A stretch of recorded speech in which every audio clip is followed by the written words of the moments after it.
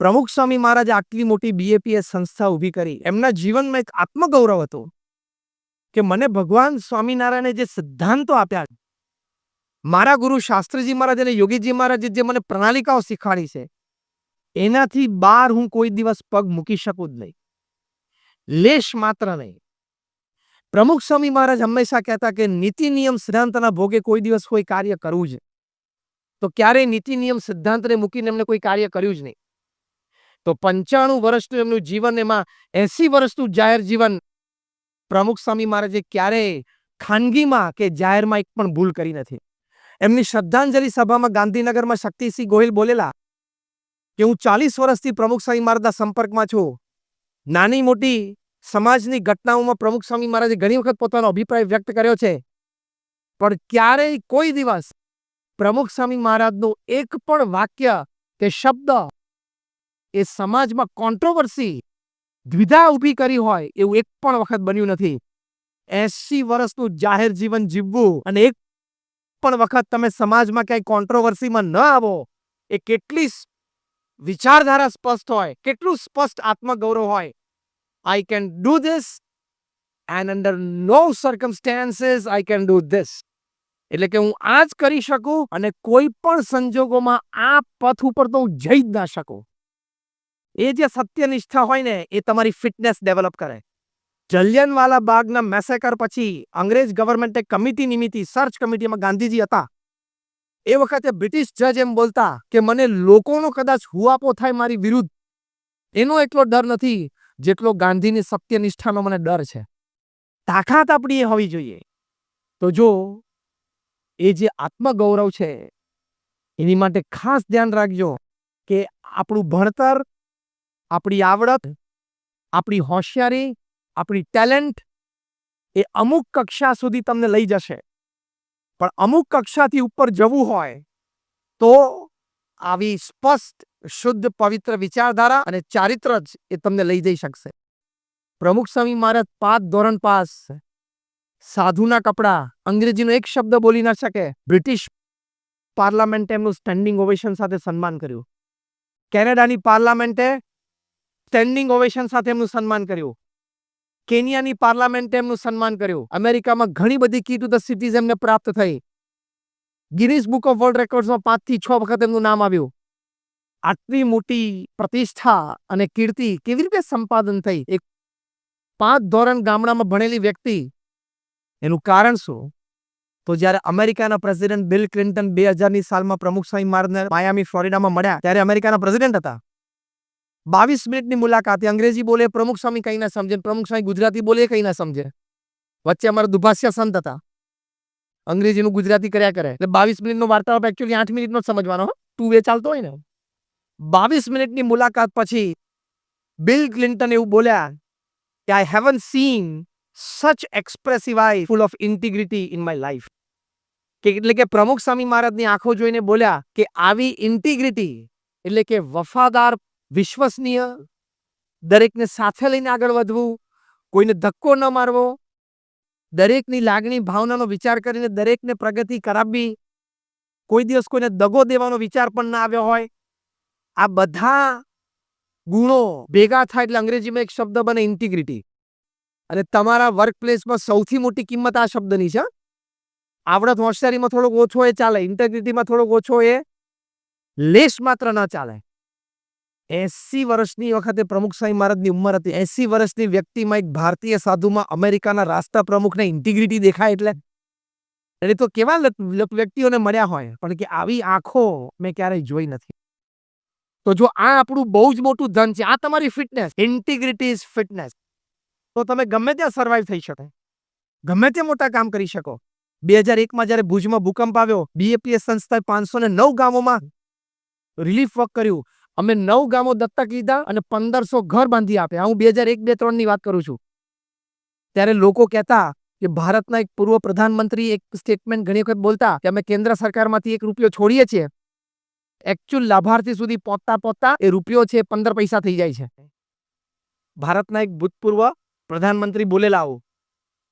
પણ આ કોટ કરીને પ્રમુખ સ્વામી મહારાજ માટે 2001માં લોકો કહેતા કે અમે આ ભુજ ભૂકંપ રાહત માટે જે કંઈ દાન બીએપીએસ સંસ્થાન અને પ્રમુખ સ્વામી મહારાજને આપીએ છીએ એ અમે રૂપિયો આપીએ છીએ તો એકચ્યુઅલી સાઇટ ઉપર લાભાર્થી સુધી પહોંચતા પહોંચતા એ ₹1.25 થઈ જાય છે. આ પ્રમુખ સ્વામી મહારાજની ઇન્ટિગ્રિટીની કિંમત હતી. આ પ્રમુખ સ્વામી મહારાજના કેરેક્ટરની કિંમત હતી. આ એ તમારી એસેટ છે. એ તમારી ફિટનેસ છે. એવી ફિટનેસ ડેવલપ કરવાની કે resources, people and money they have to come to you. You don't have to go to them. તો એ બહુ જ મોટી ફિટનેસ છે. એ ડેવલપ કરવાનો પ્રયત્ન કરવાનો. બીજી એક વાત કે ફિટનેસ કેવી રીતે ડેવલપ થાય, થોડી લોડ બેરિંગ કેપેસિટી પણ વધારવી. પરિશ્રમની દ્રષ્ટિએ અને માન અપમાનની દ્રષ્ટિએ પણ. ભગવાન સ્વામિનારાયણ પહેલી વખત આણંદમાં પધાર્યા, ભવ્ય સવારી ચાલુ રહેલી એ વખતે થોડાક લોકોની ઉશ્કેરણીથી ભગવાન સ્વામિનારાયણના આખી સવારીનું લોકોએ અપમાન કર્યું. પથરા નાખ્યા, ધૂળ નાખી અને ગારો નાખ્યો. ભગવાન સ્વામિનારાયણના શરીર ઉપર પણ ગારો નાખ્યો. ભગવાન સ્વામિનારાયણ એ વખતે બધા જ દરબારો પણ સાથે હતા, ક્ષત્રિયો હતા. જો એ વખતે પટ્ટાદાવ શરૂ કરી દીધો હોત ને તો ઘણું ખોટું પરિણામ મોટું આવી શકત. પણ ભગવાન સ્વામિનારાયણે બધાને કહ્યું કે અત્યારે આપણે ખમી જવાનું છે, ધીરજ રાખવાની છે. વીર પુરુષ હોય ને એ ખમે અને ધીરજ રાખે ને એની વીરતા છે. આપણે ખમી જવાનું છે. એક શબ્દ કોઈ બોલવાનો નથી. અત્યારે જે કોઈ શસ્ત્ર ઉપર હાથ મૂકે એ વિમુખ છે, ગુરુદ્રોહી છે. આણંદમાં લોકોએ આટલું બધું અપમાન કર્યું, એક શબ્દ બોલ્યા નહીં, લોકોને ગુણ આવ્યો. આટલું અપમાન કર્યું છતાં કોઈ પણ પ્રકારનો ઊંચો સાદ કર્યો નહીં, કોઈ પણ પ્રકારની પ્રતિક્રિયા ના આપી. સમગ્ર આણંદ શહેરમાં બધા લોકોને ભગવાન સ્વામિનારાયણ પ્રત્યે અનન્ય સદભાવ થયો. અને આજે એ બહુ જ મોટું સત્સંગ કેન્દ્ર, ત્યાં અમારું મંદિર તો છે, સાથે ગર્લ્સ રેસિડેન્શિયલ સ્કૂલ છે કરમસદમાં, ઇન્ટરનેશનલ લેવલની આ સ્કૂલ છે. સાથે છાત્રાલય બહુ મોટું છે, જે 400 વિદ્યાર્થીઓ રહે છે. બીજી ત્યાં મોટી બોરસદ પાસે સ્કૂલ છે. તો આવા ઘણા બધા સમાજ સેવાના આયામો આજે ઊભા થયા. તો થોડીક લોડ બેરિંગ કેપેસિટી રાખવી તો તમે સર્વાઈવ થઈ શકશો. પતિ પત્ની વચ્ચે સેજ ઝઘડો થાય તરત મોટા વિચારો શરૂ થઈ જાય. આવું કેમ બોલ્યો, આવું કેમ જોયું, મારા સાસુએ કેમ મારી સામે આવી રીતે જોયું, આવું કેમ બોલ્યા. તો થોડુંક સહન કરી લેવું. થાય, બને. તને ભગવાને પૃથ્વી ઉપર જન્મ આપ્યો ત્યારે નક્કી નહોતું કર્યું બધું તારા પ્રમાણે થશે, એવું લેખિત આપ્યું છે. 1996ની સાલમાં 1996માં અમે અમેરિકા ગયેલા, ત્યાં ફેમિલી શિબિર્સ માટે. ન્યુયોર્કમાં અમે એક ફેમિલી શિબિરમાં તો 10-12 ફેમિલીઝ ભેગા હોય. પછી દિવસ દરમિયાન અમે ગ્રુપ્સ પ્રમાણે for the children, for youth, પછી એડલ્ટ્સને સાંજે એ રીતે બધી ગ્રુપ ડિસ્કશન ચાલે, ઇન્ટરેક્શન ચાલે, કથા એટલે પ્રવચન ચાલે. એમાં નાના નાના બાળકો બધા બેઠા તેની સાથે પણ અમે ઇન્ટરેક્ટ કરતા હતા. તો 2-4 બાળકો જરા આવ્યા નહોતા. એટલે અમારા સંચાલક હતા ને મને કે સ્વામી તમે ફોન ઉપર, હું જોઈ દઉં એમને ફોન, અને તમે કહો કે આવો તો સંતો કહેશે ને તે લોકો આવશે. સારું, આપણે વાત કરીએ. એટલે મને એને ફોન જોડી દીધો. જે વખતે તો મોબાઈલ ફોન હજી શરૂ થયો, નવા નવા હતા, એટલે લેન્ડલાઇન ઉપર ફોન જોડ્યો. સામે જો કોઈ એંગેજ હોય ને તો ટેલિફોન એક્સચેન્જમાં એંગેજનો ટોન તમને ના સંભળાય, પણ એક સારી કંઈક વાતો સંભળાય. ઘણી વખત લોકો ડાયલોગ્સ રાખે પિક્ચરના, બીજું ત્રીજું હોય. પણ એક બહુ જ સરસ વાત એ મેં 96માં સાંભળેલી, મને એટલી બધી ગમી ગઈ. એ બહુ જ સરસ વાત અંગ્રેજીમાંથી, હું સીધું તેનું ગુજરાતી બોલું છું, કે જીવન છે ને એ ચોકલેટ બોક્સ જેવું છે. તે વખતે બાળકો એકબીજાને બર્થડે ઉપર ગિફ્ટ આપી શકે એની માટે ચોકલેટના બોક્સ આવતા. અંદર બધા જ પ્રકારની ચોકલેટ હોય, જુદા જુદા વેપર કલર્સફુલ હોય, સાઇઝ પણ લાંબી, મોટી, ગોળ, ચોરસ હોય. એટલે શું, રોજ બાળકને કંઈક નવું નવું મળે. સાઇઝ પણ જુદી હોય, કલર પણ જુદો હોય, ટેસ્ટ પણ જુદો, ખાટમીઠી ગળી હોય. પણ આ બોક્સની વિશેષતા એક બહુ સરસ, એને ઢાંકણું નહીં, આંગળી અંદર જાય ને એટલું જ કાણું તમે પાડી શકો. એટલે રોજ સવારે બાળકે બોક્સ આડું પડી અને મહેનત. આ બહુ એક મોટો સિદ્ધાંત શીખવાનો છે. રોજ સવારે જો તમારે એક ચોકલેટ ખાવી હોય તો પહેલા જાત મહેનત. એ પેલો નાનો બાળક છે ને અંદર આંગળી નાખીને અમને એક એક એક એક ચોકલેટ સરકાવે, માંડ એક ચોકલેટ. અને એના માતા પિતાને કહેવામાં આવ્યું કે એને જાતે ચોકલેટ કાઢવા દેવાડે. એટલે શું, એને ચોકલેટની કિંમત ખબર પડે. પછી જે ચોકલેટ નજીક આવીને આંગળીથી કાઢી શકે આમ નાના કાણામાં, એ જે ચોકલેટ બહાર નીકળે એ ચોકલેટ સ્વીકારવાની, ખાવાની અને આનંદ કરી લેવાનો. આ પણ બહુ મોટો સિદ્ધાંત છે જીવનનો. એની પાછળ જીવનલક્ષી સિદ્ધાંત એ છે કે ચોકલેટ ખાવી હોય તો મહેનત તો કરવી પડે. અને મહેનત કર્યા પછી જે ચોકલેટ હાથમાં આવે ને એમાંથી આનંદ લેતા શીખી જવાનો. This is fitness. ને મારે તો લાંબી ચોકલેટ જોઈતી હતી. 4 BHK 3 BHK મળી ગયો, આનંદ કર. બધા આટલા હસે ને તાલી પાડી એટલે ક્યાંક છેડો બરોબર અડી ગયો લાગે છે કે મારે તો પેલી 4 બંગડી વાળી ગાડી લાવવી હતી, પણ અત્યારે આપણે બંગડી વગરની ગાડીનો વેર છે એમાં ફરવા માંડ. આનંદ કર. 4 બંગડી ઓડી. હું દેશી ભાષામાં બોલ્યો અને એની બ્રાન્ડ છે Audi, is a German brand. તે ઓડી મળશે, હશે તારા પ્રારબ્ધમાં ને પુરુષાર્થમાં હશે તો મળશે, પણ જ્યાં સુધી ઓડી ના આવે ત્યાં સુધી મને ગાડીનો આનંદ ના આવે. એ વિચાર, એ ફિટનેસ ના કહેવાય.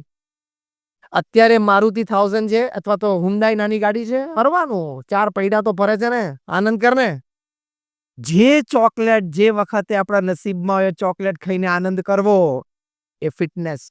બાકી કશું યાદ ના રહે ને તો ચોકલેટનો આ પ્રસંગ યાદ રાખીને ઘરે જજો. બહુ જ સરસ એ એંગેજ ટોન વાગતો હતો. Life is like a box of chocolates. Every morning, because it doesn't have a lid, you have to put your finger inside. Try to get one chocolate. And whichever chocolate you get, enjoy it. બહુ સરસ બોલતા હતા એ વાક્ય. તેની મજા છે. એટલે આ ફિટનેસ. જે સમયે જે સંજોગોમાં જે મળ્યું એ સ્વીકારવું, એનો આનંદ કરી લેવો. મોટું કદાચ લક્ષ્ય હોય તો એ ચૂકવું પણ નહીં. ત્યાં પહોંચવું છે તે લક્ષ્ય પણ રાખો. પણ જ્યાં સુધી લક્ષ્ય મળે ને ત્યાં સુધી હું આનંદમાં નહીં રહી શકું, એ સિદ્ધાંત ખોટો છે. એ સિદ્ધાંત ખોટો છે. તમે એમ કહો કે જ્યાં સુધી હું બ્રાન્ડેડ કપડાં ન પહેરી શકું ત્યાં સુધી કપડાં જ ના પહેરી થોડે ચલાય. આ એના જેવું થયું. એટલે હવે તો સાદા કપડાં પહેરવાના, પણ પહેરવા તો પડે ને. જ્યાં સુધી બ્રાન્ડેડ જ્વેલરી ના પહેરું ત્યાં સુધી હું જ્વેલરી ના પહેર્યું થોડે છે. જ્યાં સુધી હું મોટી લક્ઝરિયસ ગાડી ઓડી હોય, મર્ક હોય, BMW હોય, એ જ્યાં સુધી ના ફેરવું ત્યાં સુધી બીજી ગાડી ફેરવું જ નહીં. એવા ખોટા સિદ્ધાંતો રાખશો ને તો ફિટનેસ નથી, પછી દુઃખ.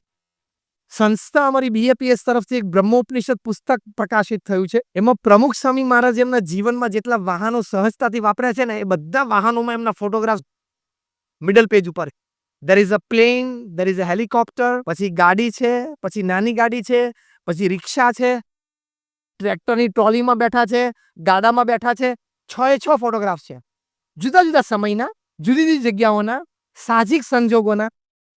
પણ એ 6 ફોટોગ્રાફમાં પ્રમુખ સ્વામી મહારાજના ચહેરા ઉપર સ્થિરતા અને આનંદ એટલો જ છે. એને ફિટનેસ કહેવાય. તો સર્વાઈવ, તોય ટકી જાય માણસ. રાજકોટમાં 1979ની સાલમાં પ્રમુખ સ્વામી મહારાજનો જન્મજયંતિ ઉત્સવ ઉજવાયો. હજારો લોકો સભામાં આવ્યા. સાંજે આવી સભાથી બીજે દિવસે સવારે ત્યાં પ્રમુખ સ્વામી મહારાજ સવારે પધરામણીએ નીકળ્યા તો માલવિયા શેઠ, બહુ જ મોટા શેઠ હતા રાજકોટમાં, એમની ઇમ્પાલા ગાડી અમને પ્રમુખ સ્વામી મહારાજને વિચરણ માટે આપેલી. તો ત્યાં ભૂપેન્દ્ર રોડ ઉપર ઇમ્પાલા ગાડી બંધ પડી ગઈ. ડ્રાઈવરે જોયું તો ડીઝલ ખલાસ થઈ ગયેલું. એટલે કે સ્વામીજી હમણાં ક્યાંકથી નજીક પેટ્રોલ પંપ પર ડીઝલ લઈ આવું, કારણ કે મારે મોડું થશે. પ્રમુખ સ્વામી જાતે રિક્ષા ઊભી રાખીને રિક્ષામાં બેસી ગયા.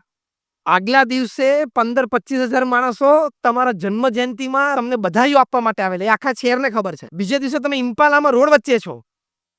ઇમ્પાલાથી ઉતરીને સાહજિક રિક્ષામાં આણંદમાં પ્રમુખ સ્વામી મહારાજની હાથી ઉપર સવારી નીકળી. આખા આણંદ શહેરે એમની જન્મ જયંતિ ઉજવી. બીજે દિવસે પ્રમુખ સ્વામી મહારાજ આણંદની ગંજ બજારમાં 70 થી 80 દુકાનોમાં એક એક દુકાને પધરામણીએ ગયા. વેરી નેક્સ્ટ મોર્નિંગ હાથી ઉપર હતા. આગલા દિવસે સાંજે હજારો લોકો એમને વધાવતા હતા. બીજે દિવસે એક એક દુકાને. ઘણા દુકાનવાળા તો ઓળખતા નહોતા. ઘણા દુકાનવાળાને કોઈ એવો ભાવ પણ નહીં, કોઈ હરિભક્તો, કોઈ સત્સંગી નહોતા. પ્રેમથી ને ત્યાં પધાર્યા. આવું તમે સાંભળો છો ને, આટલું સહજ નથી આ જીવનમાં. તો આ ફિટનેસ કેવી હશે એમની, મેન્ટલ અને ઇમોશનલ, એમના વિચારો અને એમના ભાવો ઉપર એમનો કાબુ કેટલો હશે, કંટ્રોલ કેટલો હશે. પ્રમુખ સ્વામી મહારાજની લંડનમાં સુવર્ણ તોલા થયેલી 1985ની સાલમાં QPR સ્ટેડિયમમાં. હજારોનું પેક્ડ સ્ટેડિયમ, કદાચ 30 થી 5000 લોકોનું પેક્ડ સ્ટેડિયમ. એની વચ્ચે પ્રમુખ સ્વામી મહારાજને સુવર્ણથી જોખવામાં આવેલા. પ્રમુખ સ્વામી મહારાજ કહ્યું, હું સુવર્ણની સામે ત્રાજવે નહીં બેસું, કારણ કે હું સંત છું. એટલે સાકર સામે જોકવામાં આવ્યું અને પછી સાકરની સામે પ્રમુખ સ્વામી મહારાજ બેઠા. પણ એમના બોડીનું વેઇટનું ઇક્વિવેલન્ટ ગોલ્ડ. હવે આવો પ્રસંગ તમારો લંડનમાં બને, 35,000 માણસના લાઈવ સ્ટેડિયમમાં, 35,000ના લાઈવ સ્ટેડિયમ પેક્ટમાં તમારી સુવર્ણ તોલા થાય, એ માણસનું અભિમાન કંટ્રોલમાં રહે, સેન્સીસ કંટ્રોલમાં રહે. અમથા આપણે એક સારા બ્રાન્ડેડ કપડાં પહેર્યા હોય ને તો આપણી ચાલ બદલાઈ જાય. હા, જો ગોલ્ડ ફ્રેમ વાળા ચશ્મા પહેર્યા હોય ને તો ગેધરિંગમાં કે પાર્ટીમાં વારે વારે બધાની હાજરીમાં એટલે પેલાનું ધ્યાન જાય કે તું જો મેં આ ગોલ્ડ ફ્રેમ વાળા પહેર્યા છે. બ્રાન્ડેડ શૂઝ પહેર્યા હોય તો 2-4 વખત આમ પગ ઊંચો કરી અને મોજું સરખું કરે. ખબર છે તું શેની માટે પગ ઊંચો કરે છે. આપણી આ વૃત્તિ છે. પ્રમુખ સ્વામી મહારાજે બધું જ સુવર્ણ આખા મધ્ય ગુજરાતમાં કોઈ મેડિકલ કોલેજ હતી નહીં એટલે કરમસદ મેડિકલ કોલેજ માટે 1 આઉન્સ પણ પોતાના માટે ન રાખ્યું અને બહુ મોટી મેડિકલ કોલેજ કરમસદમાં ઊભી થઈ ગઈ. અને એ ત્રાજવા પરથી ઉતરીને પ્રમુખ સ્વામી મહારાજ જે ભાવથી બોલ્યા કે ભગવાન સ્વામિનારાયણની કૃપા કે મને મનુષ્ય દેહ આપ્યો, મારા ગુરુ યોગીજી મહારાજની કૃપા કે મને સ્વા આપી, મને અંગીકાર કર્યો અને આપ સૌ સંતો ભક્તો મને જીવનમાં મળે, મારા જીવનમાં સૌથી મોટો આનંદ છે. જે દીન ભાવથી બોલ્યા એ ચહેરો, એની વિડીયો પીઠાવાલા સાહેબે જોઈ. એના સાક્ષી અહીંયા પીઠાવાલા સાહેબ ઊભા બેઠા છે. સાહેબ ઊભા થાવ એટલે બધાને ખબર પડે તમારા ફેમિલીને સત્સંગ કેવી રીતે થયો. ડુમ્મસમાં એમનો મોટો બંગલો, પણ એમને જોયું. પીઠાવાલા સાહેબે કહ્યું લંડનમાં આવો પ્રસંગ ને આવું સન્માન, પછી એ વ્યક્તિના ચહેરા ઉપર આટલો નિર્માની ભાવ રહે, એ વ્યક્તિ નમ્રતાથી આવા શબ્દો બોલી શકે, આ કોઈ સામાન્ય વ્યક્તિ નથી. કેટલી ફિટનેસ હોય, કેટલો કંટ્રોલ હોય એના મગજ ઉપર, એના ભાવો ઉપર. ત્યારે આવા પ્રસંગે તમારી શાન ઠેકાણે રહે. ચોખ્ખી ગુજરાતી ભાષામાં તમારી શાન ઠેકાણે રહે, નહીં તો ઠેકાણે રહે નહીં. અને એમના ભક્તિભાવને વશ થઈને પ્રમુખ સ્વામી મહારાજ 22 વખત ડુમ્મસ એમના ઘરમાં રોકાણા છે, 22 ટાઈમ્સ. તો જો આ તમારી ફિટનેસ કહેવાય. એટલે જરાય પણ અછકલાઈ ના આવવી જોઈએ જીવનમાં. ગમે તેવી મોટી વાત જીવનમાં આવી જાય, ઉભરા બહુ મોટા આવી ના જવા જોઈએ. અને ગમે તેવા ઘા વાગી જાય તો ડઘાઈ ન જવું, એ ફિટનેસ. અછકલાઈ પણ નહીં અને ડઘાવું પણ નહીં, બહુ સ્થિરતાથી. પ્રમુખ સ્વામી મહારાજે યુનોમાં ગુજરાતીમાં પ્રવચન કર્યું. યુનોમાં કાં તો અંગ્રેજીમાં થાય કાં તો રાષ્ટ્રીય ભાષામાં થાય. પ્રમુખ સ્વામી મહારાજ કે મને ગુજરાતી આવડે, પણ કે ના, તમે ધર્મસભાના મુખ્ય અધ્યક્ષ તરીકે તમે છો, એટલે ધર્મસભામાં મુખ્ય ગુરુ તરીકે એમને આમંત્રણ હતું. પ્રમુખ સ્વામી મહારાજ ગુજરાતીમાં બોલ્યા, જરાય ચહેરા ઉપર ખચકાટ નહીં. બીજે દિવસે બધા ન્યૂઝપેપરે લખ્યું કે ગુજરાતી ભાષાનું ગૌરવ વધાર્યું, કે યુરોમાં જઈને પહેલી વખત ગુજરાતીમાં પ્રવચન થયું. પણ આ બધા બેઠા છે, બધા અંગ્રેજી સારું બોલે છે, એની વચ્ચે હું ગુજરાતી બોલીશ તો કેવો લાગીશ, લોકો મને શું સમજશે, એવા કોઈ ઇન્ફિરિયર વિચાર જ નહીં. In short, you never go into superiority complex. એને જોયું કે આ તો માણસ 11 વાગે સવારે સૂતો, આ તો વર્કિંગ ટાઈમ છે, ફર્સ્ટ હાફ મુંબઈની ભાષા પ્રમાણે, આ તો વર્કિંગ 11 વાગે સવારે માણસ સૂતો હોય. ગાડીમાંથી ઊંચે ઉતરીને જગાડ્યો, કેમ સૂતો છું? કે મારો ટાઈમ જ છે સુવાનો. કે સવારે 11 વાગે કોઈ દિવસ કોઈ માણસ સૂતો હોય? સવારે એકવાર ઉઠ્યો પછી તો માણસ આખો દિવસ કામ ધંધો કરે ને. તો કે મારા કામ ધંધો થઈ ગયો. તો કે તારા ખેતરમાં કંઈ દેખાતું તો નથી, જો પેલા ખૂણામાં બધું વાવેલું છે ને. તો કે આખું તારું ખેતર છે? તો કે આખું મારું છે.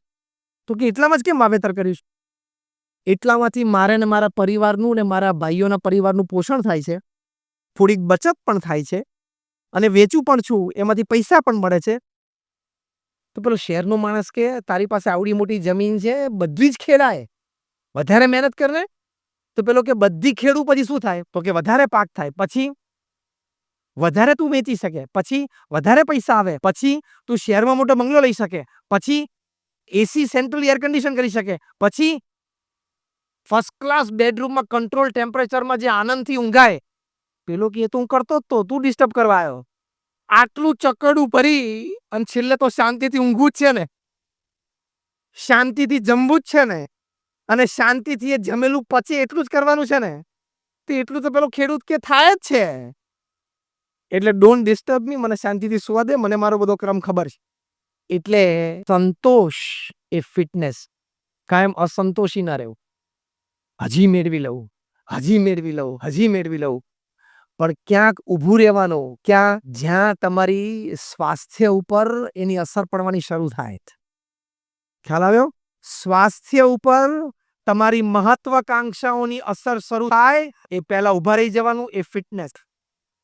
તમારા પારિવારિક સમય ઉપર તમારી મહત્વાકાંક્ષાઓની અસર શરૂ થાય એ પહેલા ઊભું રહી જાઓ. એટલે સ્વાસ્થ્ય અને પારિવારિક સમય ઉપર અસર શરૂ થાય તમારી મહત્વાકાંક્ષાઓની, એ શરૂઆતમાં જ સ્ટોપ થઈ જવાનું. કારણ કે આપણે કોઈએ સાંજ પડે ખીચડી સાથે સોનાની કઢી પીવી નથી. અને સોનું હશે તો ગાળીને પણ કઢી તરીકે પીવાતું નથી. એ ચણાના લોટની અને છાશની જ કઢી બને છે. આપણા ઘરે અને અંતિલિયામાં 27માં માળે કઢી શેની બને છે? ચણાના લોટની અને છાશની. ક્યાં? આપણા ઘરે. અને ઓફ પેડાર રોડ અંતિલિયામાં 27માં માળે દુનિયાનું સૌથી મોંઘામાં મોંઘું ઘર, મુકેશ અંબાણીનું રેસિડન્સ, દુનિયાનું સૌથી મોંઘામાં મોંઘું રેસિડન્સ છે. ત્યાં પણ કઢી ચણાના લોટની અને છાશની બને છે. ખ્યાલ આવ્યો? આ સ્પષ્ટતા સાથે જીવવું, સંતોષની રેખા સાથે જીવવું એ ફિટનેસ છે. એટલે આવી ફિટનેસ એ હંમેશા રાખવાનો પ્રયત્ન કરો. આવી ફિટનેસ ડેવલપ થાય એની માટે એક છેલ્લો મુદ્દો મને યાદ આવ્યો એટલે 5 મિનિટમાં પૂરું કરી દઉં. ભગવાન પ્રત્યેની શ્રદ્ધા રાખજો. ભગવાન આપણા દુશ્મન નથી. ભગવાન આપણું સારું કરવા જ બેઠા છે. તમે મા બાપ તરીકે તમારા દીકરાનું કોઈ દિવસ ખોટું ઈચ્છો છો? હા કે ના? તો આપણે ભગવાનના દીકરા સંતાનો છીએ. ભગવાન આપણું કોઈ દિવસ ખરાબ ઈચ્છતા જ નથી. આપણા કર્મ ખોટા હોય, આપણી વૃત્તિઓ ખોટી હોય એટલે ભગવાન કોક વખત થોડીક પનિશમેન્ટ આપે છે. બાકી તો અત્યંત કૃપા ઉપર આમ કીડીઓની લાઈન જતી હોય તો આપણને અમથી બધી કીડીઓને મારી નાખવાનું મન થાય? કોઈ દિવસ આપણે એવું કર્યું છે? આપણામાં ને કીડીનું અંતર આપણે જાણીએ છીએ કે ક્યાં હું માણસ અને ક્યાં બિચારી નાની કીડી શાંતિથી જાય છે ને ક્યાં એને મારવો. આપણામાં એનામાં જેટલું ડિસ્ટન્સ છે ને એના કરતા અનંત ગણું આપણામાં એમનામાં ડિસ્ટન્સ છે. એને દયા આવે છે ક્યાં બિચારાને મારવો. એટલે કઈ ભગવાન નેવર પ્લેસ ડાઈઝ. ઓગમેન્ડીનો બહુ મોટા મેનેજમેન્ટ ગુરુ લખ્યું છે, ગોડ નેવર પ્લેસ ડાઈઝ. ભગવાન કેમ ડાઈઝ નથી રમતા, છગડો બગડો જે પડ્યો પણ ચલાવો, સિસ્ટમ પ્રમાણે ચાલે છે. તો એ ભગવાનમાં એ શ્રદ્ધા રાખવી કે ભગવાન જે કંઈ કરે છે એ મારા સારા માટે કરે. આ બહુ પ્રિન્સિપલ છે. તમે આ વાત દ્રઢ કરશો ને તો ઘણી સ્થિરતા આવશે, તમારી ફિટનેસ વધશે અને તમે ગમે તેવા કપરા સંજોગોમાં પણ ટકી જશો કે ભગવાન મારું સારું કરવા જ બેઠા છે. આપણને અત્યારે ખબર નથી કે કેવી રીતે સારું થાય. પ્રમુખ સ્વામી મહારાજે ગાંધીનગર અક્ષરધામ ઉપર આતંકવાદી હુમલો થયો. આતંકવાદી હુમલામાં નુકસાન પણ થયું, જાનહાનિ પણ થઈ, તો પણ શ્રદ્ધાંજલિ સભામાં પ્રમુખ સ્વામી મહારાજ બોલ્યા, જે કંઈ થયું છે ભગવાનની ઈચ્છાથી થયું છે. ભગવાનને જેમ યોગ્ય લાગે એમ કર્યું છે. બધી જ ઘટનાઓમાં ભાવ રાખો તો સ્થિરતા રહેશે. તો એ ફિટનેસ છે. 1972માં યુગાન્ડાના પ્રેસિડેન્ટ હતા ઈદી અમીન, એને ગાન પણ સૂજ્યું અને બધા એશિયનને કીધું કે 72 કલાકમાં યુગાન્ડા છોડો. ત્યાં બધા આપણા ગુજરાતી ને આપણા બધા પટેલોએ જે ધા જમાવી રાખેલા, મર્સિડીઝમાં ફરતા હતા બધા, અને જે દુકાનો ચલાવતા હતા, જે ટ્રેડ ચલાવતા હતા, 72 કલાકમાં પહેરેલા કપડે યુગાન્ડા છોડો. ધંધો, પૈસા, બેંક એટલે લોકર્સ, ઘરેના બધું છોડવું જ પડ્યું. કારણ કે મિલિટરી ઘરે આવી ગઈ હતી. પાછળ નાણ ચોડાડીને જ એરપોર્ટ મૂકી આવે. લગભગ 30,000 આપણા ગુજરાતીઓ અને ભારતીયો બધા યુગાન્ડા છોડીને લંડન ગયા. કારણ કે બ્રિટિશ કોલોની હતી એટલે બધા પાસે બ્રિટનમાં રહી શકે, બ્રિટિશ પાસપોર્ટ તો હતો જ. પહેરેલે કપડે લંડન જેવા શહેરમાં તમે ઉતરો, કોઈ ઓળખાણ નહીં, કોઈ બેક સપોર્ટ નહીં. પણ કોકે નોકરી શરૂ કરી, કોક છાપા નાખવાની શરૂઆત કરી, કે દૂધમાં ડેરીમાં કામ શરૂ કર્યું, નાના કામ બધા શરૂ કર્યા. ત્યાં બધા શેઠિયાઓ હતા, કરોડોપતિ હતા. પણ કેવી રીતે સર્વાઈવ થયા, ટકી કેવી રીતે ગયા? કે અત્યારે જે વાસ્તવિકતા છે મારે સ્વીકારી લેવાની. મારે હવે ભૂતકાળ જરાય યાદ નહીં કરવાનું કે બહુ મોટો શેઠિયો હતો. આજે સાંજે મારા બૈરા છોકરાને ખાવું હોય તો મારે આ મજૂરી અત્યારે કરવી જ પડશે. એ વાસ્તવિકતાનો સ્વીકાર. અને એ લોકોને ભગવાનમાં શ્રદ્ધા હતી. બહુ જ મોટા એક સારા લેખક ચાર્લ્સ કનિંગહેમ, એમણે આ પ્રસંગ ટાંક્યો છે એમના લેખમાં અને લખ્યું છે કે આ બૌદ્ધા જે ગુજરાતીઓ, 30,000માં બધા બૌદ્ધા 70-80% ગુજરાતીઓ જ હતા. એ પહેરેલે કપડે સાહેબી છોડીને લંડન આવ્યા અને નાના કામમાં પણ મન પરોવી દીધું અને સ્થિર રહી શક્યા. એનું બહુ જ મોટું કારણ એ છે, ચાર્લ્સ કનિંગહેમ લખે છે કે they had faith in God, કે whatever God created in my life is for my good. એ લોકોને ભગવાનમાં શ્રદ્ધા હતી કે ભગવાને જે કંઈ મારા જીવનમાં કર્યું એ મારા સારા માટે જ કર્યું. એ શ્રદ્ધા હતી. અને બીજું વાક્ય ચાર્લ્સ કનિંગહેમે લખ્યું છે કે majority of them were followers of the Swaminarayan. Swaminarayan પંથના ફોલોવર્સ હતા. આજે એમની બીજી ને ત્રીજી પેઢીએ બધા ખૂબ સુખી છે કે કદાચ ત્યાં યુગાન્ડામાં રહ્યા હોત તો કદાચ એની પ્રગતિ નહીં. આજે લોકો બોર્ન બ્રિટિશ સિટીઝન છે, એ બધાને અને 70-72ની સાલમાં જે ઇંગ્લેન્ડ કે અમેરિકા ગયા એ બધા જ આજે મિલિયનર્સ અને બિલિયનર્સ થઈ ગયા છે. તો એ બધા જ આજે ખૂબ સુખી થઈ ગયા છે. ત્યારે એમને થયું કે એ વખતે જેટલું મૂકીને આયા એના કરતા 100 ગણું ભગવાન આપણને લંડનમાં આપી દીધું. એટલે આવો ઝાટકો આવે ને ત્યારે ભગવાનની ઈચ્છા સમજવાની કે આપણી માટે કંઈક સારું હશે. તમારું નાનું બાળક 6, 8, 10 મહિનાનું હોય ઘરમાં અને રમતા રમતા એના હાથમાં ચપ્પુ આવી જાય અને ચપ્પુથી રમવાની શરૂઆત કરે તો તમે પહેલું કામ શું કરો? 8-10 મહિનાનું બાળક હોય તો શું કરો? એનો પહેલા તો હાથ પકડી લો, કે બીજી આંગળીઓ એની ચપ્પા ઉપર ફરે નહીં. એટલે પહેલું કામ એના હાથમાંથી ચપ્પુ છોડાવવાનું. એના હાથમાંથી ચપ્પુ લઈ લો એટલે બાળક શું કરે? બોલો, રડે. એ કેમ રડે છે? ચપ્પુ લઈ લીધું એ નહીં, એનું રમકડું લઈ લીધું, કારણ કે એ ચપ્પાને રમકડું માને છે. એની બુદ્ધિ એટલી નથી કે એને ખબર ના પડે કે આ મારી માટે ઘાતકી છે. મારી મણ નાની આંગળી જેમ પેલી ભીંડો કાપી નાખે એમાં ચપ્પુ કાપી નાખશે મારી આંગળી. એને ખબર નથી, પણ તમને ખબર છે ને. એ બાળક એને રમકડું સમજે છે, પણ તમને ખબર છે કે આ ભલે રમકડું સમજે પણ આ રમકડું નથી. આ ભયંકર નુકસાન પહોંચાડી શકે છે. એટલે રડે છે તો પણ તમે લઈ લો છો. તમારો જ દીકરો છે ને. અને ખૂબ રડે અને પાછું માંગે તો પણ તમે એને વસ્તુ પાછી આપતા? ખૂબ રડે તો પણ એ ચપ્પુ એના હાથમાં પાછું અપાય? હા કે ના? ન આપો. એમ કોક ધંધો આપણા હાથમાં આવે, આપણને લાભદાયી જણાય, પણ એ આપણી માટે ચપ્પુ હોય. એ આપણને ખબર પડે નહીં. એ વેપાર કે ધંધો અથવા તો એ સંબંધ વેવાઈ વેલાનો હોય, પતિ પત્નીનો એ સંબંધ આપણને રમકડા જેવો આનંદમય લાગે, પણ એ જાણે છે કે આ રમકડું રમજીને સમજે છે, એનાથી રમે છે, પણ આ એની માટે ચપ્પુ છે. એટલે ભગવાન તમારા હાથમાંથી એ ધંધો પણ લઈ લે અને એ સંબંધ પણ લઈ લે. એ વખતે તમે રડો. એટલો સરસ ધંધો માંડ શરૂ કરેલો જામતો તો, પણ આ કેમ તૂટી ભાંગ્યો? અથવા તો માંડ એક તો 28 વર્ષે લગ્ન થયા અને 2 વર્ષમાં ડિવોર્સ થઈ ગયા. એવું તમને લાગે, કારણ કે તમે એને રમકડું માનતા હતા. ભગવાન જાણે છે કે આ શું છે, આ નુકસાન પહોંચાડશે, લઈ લે. પછી તમે રડો અને આખો શ્રાવણ મહિનો એકટાણો કરો તો એ રમક પાછું ભગવાન આપે નહીં. ચાતુર્માસ આખો કરો ને અને ઉઘાડા પગે શિવલિંગને દૂધ ચડાવવા જાઓ ને તો ભગવાન જાણે કે this is not a toy, it is a knife. આની માટે રમકડું નથી. તમને એમ થાય કે આ જમીનનો સોદો કેમ પૂરો નથી થતો? આ એક પડીકું વેચાતું કેમ નથી? પણ એમાં ભગવાનની તારી પર કૃપા છે. એ તાત્કાલિક કંઈક થશે તો તને લોસ જવાનો હશે, ક્યાંક ભરાઈ જવાનો હોય. એટલે એટલું તો મનમાં રાખવું કે નથી વેચાતો માલ, અથવા તો આ એક જમીનમાં કંઈક પ્રશ્ન છે, એ ભગવાને મારા સારા માટે કરી રાખ્યો છે. ક્યાંક આ વસ્તુને હું રમકડું સમજુ છું, પણ એ ચપ્પુ છે. એટલું તમારા મનને કહેતા રહેજો અને મન પાકું રાખજો. એ ફિટનેસ તો સર્વાઈવલ ટકી જશો. So thank you very much. આપ સૌ માટે ખૂબ પ્રાર્થના છે. ભગવાન સ્વામિનારાયણના આશીર્વાદ, પ્રમુખ સ્વામી મહારાજ, મહંત સ્વામી મહારાજના આશીર્વાદ કેમ તમારા સૌ પર રહે એવી આપ સૌ માટે પ્રાર્થના છે. Thank you very much.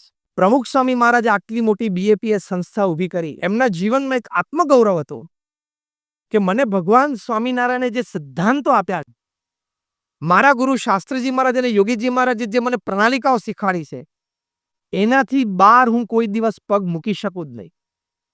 લેશ માત્ર નહીં. પ્રમુખ સ્વામી મહારાજ હંમેશા કહેતા કે નીતિ નિયમ સિદ્ધાંતના ભોગે કોઈ દિવસ કોઈ કાર્ય કરવું જ. તો ક્યારેય નીતિ નિયમ સિદ્ધાંતને મૂકીને એમને કોઈ કાર્ય કર્યું જ નહીં. તો 95 વર્ષનું એમનું જીવન, એમાં 80 વર્ષનું જાહેર જીવન, પ્રમુખ સ્વામી મહારાજે ક્યારેય ખાનગીમાં કે જાહેરમાં એક પણ ભૂલ કરી નથી. એમની શ્રદ્ધાંજલિ સભામાં ગાંધીનગરમાં શક્તિસિંહ ગોહિલ બોલેલા કે હું 40 વર્ષથી પ્રમુખ સ્વામી મહારાજના સંપર્કમાં છું.